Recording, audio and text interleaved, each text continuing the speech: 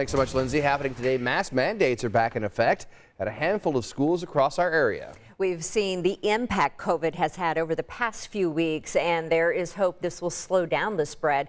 Karen is live this morning with what parents and students need to know before heading out this morning. Hey, Karen.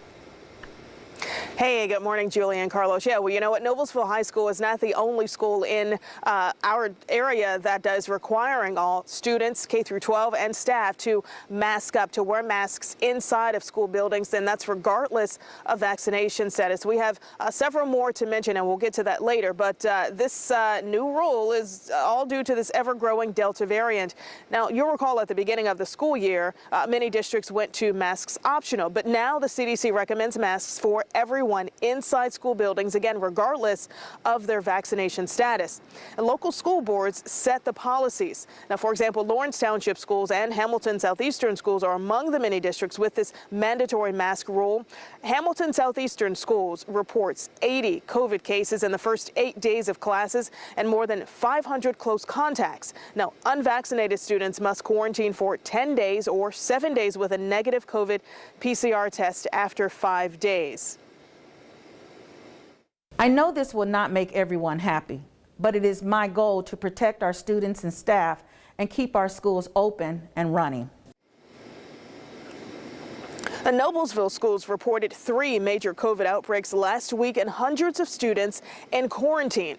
Now, because of that, Noblesville schools is hosting a vaccine clinic. That's on Wednesday from 3 to 7. It's at the community center that's located on Field Drive, and they're going to be administering the Pfizer vaccine, which is, of course, only available to those 12 and older. So the goal here with this mask mandate is to try to keep students in school, in class, throughout the school year. So again, don't forget your masks this morning as you head to the bus stop, or parents as you're dropping off your kids at school. Back to you. All right, Karen, thank you. Well, this is a constantly changing situation across central Indiana. Of course, you can keep up with the latest on mask mandates and COVID protocol in schools on our website. Just go to WTHR.com/coronavirus. It's a busy week for IU. Students are moving back on campus, and vaccinations are part of the protocol. A big wave of students moved into the dorms over the weekend, and more are going to arrive this week. IU is requiring students and staff to get the vaccine unless they have a religious or medical exemption. Unvaccinated students have to be tested once a week when classes start. Masks are required indoors on campus.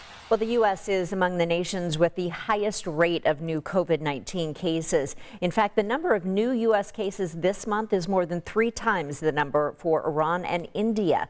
The health officials are concerned that the upward trend will continue.